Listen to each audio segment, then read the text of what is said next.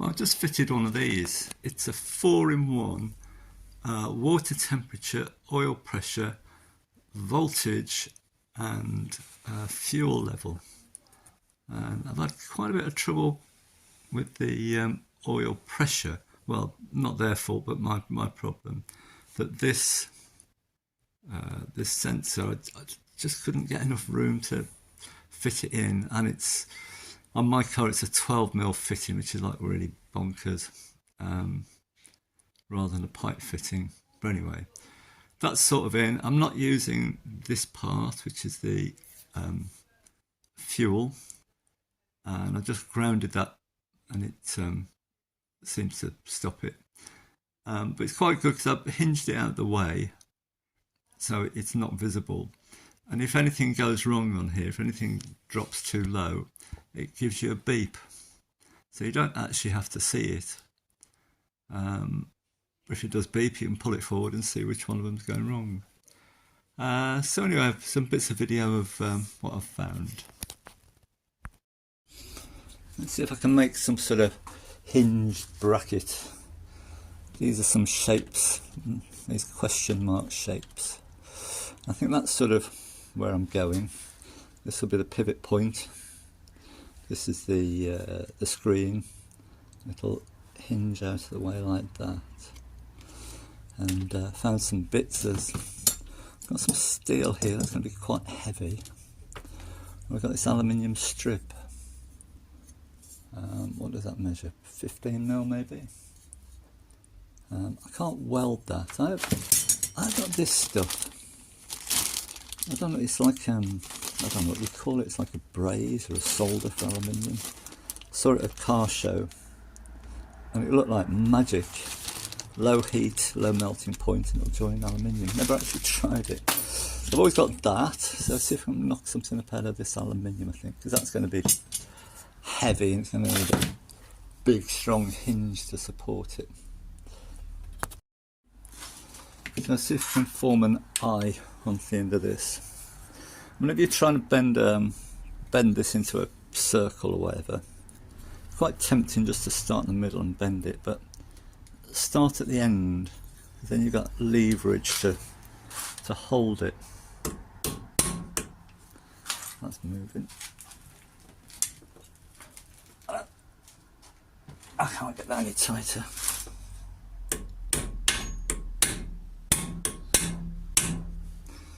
Find some other way of doing that.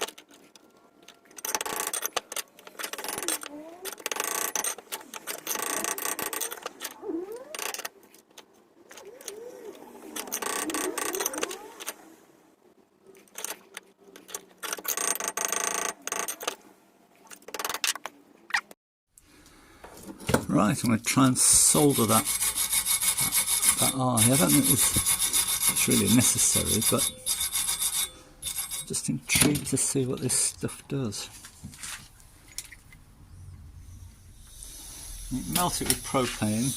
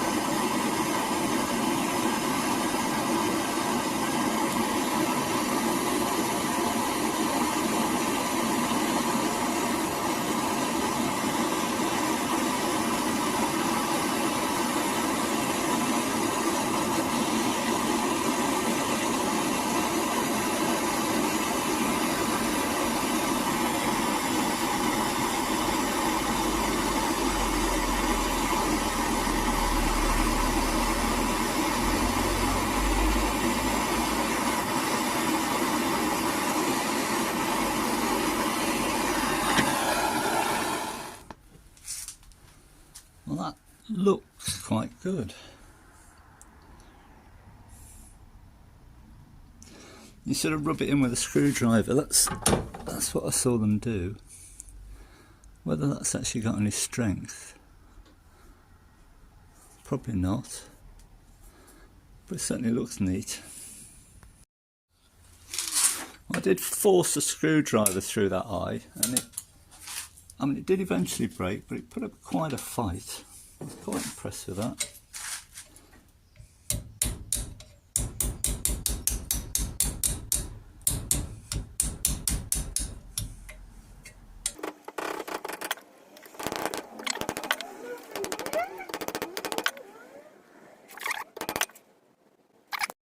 My welder's a bit of a distance from the vise, and it's a pain getting it out to get to the vise, so this is a handy tip, an old brake disc, sort of a little mobile welding platform, and your local garage will give you one of them, I'm sure. Right, let's give that a whirl. Try that before the clean up, because it's probably a prototype. So that'll pivot from under the dash there. And it'll also pivot here. Let's see what happens. Right, next instalment. Can't think where I left off. It's been about 2 weeks now. And I was going to fit this. This is an adapter to fit the oil pressure switch and the sensor for the new gauge.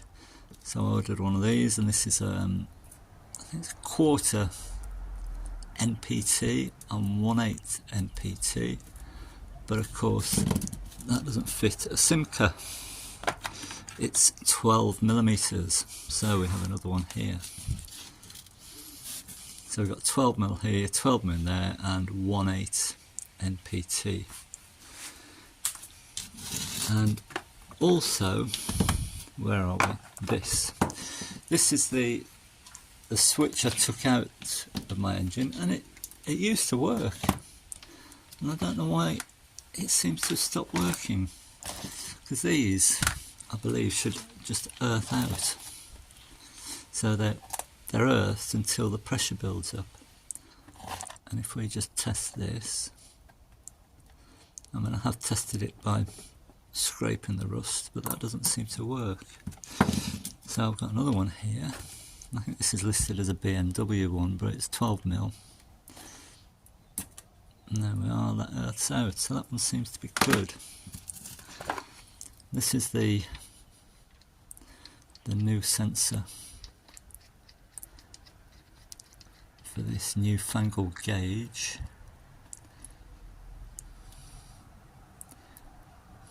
That seems to be alright. It only just clears that. I mean, with a copper washer on there.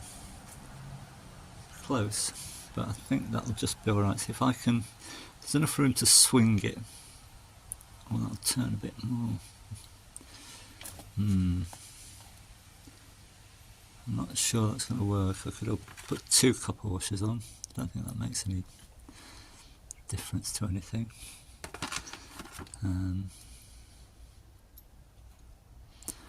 We'll try that. This is wired. This is the water temperature. I would have liked to have put it in here, but that's quite a short pipe, and I didn't want to put a solid section in the middle, so we'll see how we get on with that. But this is in the heater hose. That's that. I'm not wiring it up to the fuel tank just yet. We'll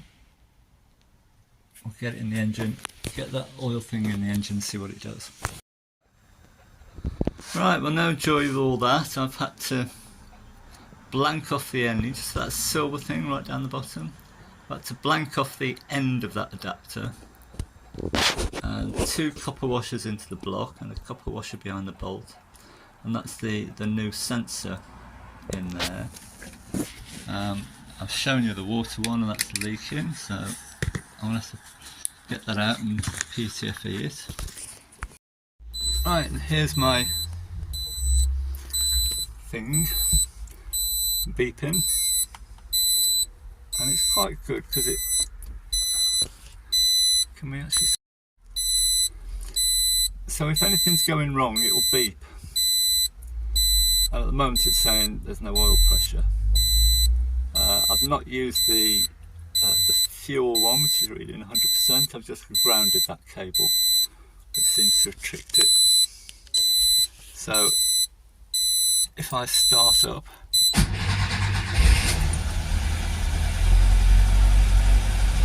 we get some oil pressure and the beeping goes off. So you can actually push that out of the way and it'll tell you if there's anything going wrong. So a little bit of troubleshooting to do, but that's sort of done. I think there is a way of sort of like disconnecting that fuel gauge, if you can understand that, which I can't. But if you're very lucky you might find one of your cars listed here. The only name, I mean, if you've got a Goldwing you're alright, I recognise that. Or a Volvo 07, whatever that is. But all the others, I don't think any of us have got any of them.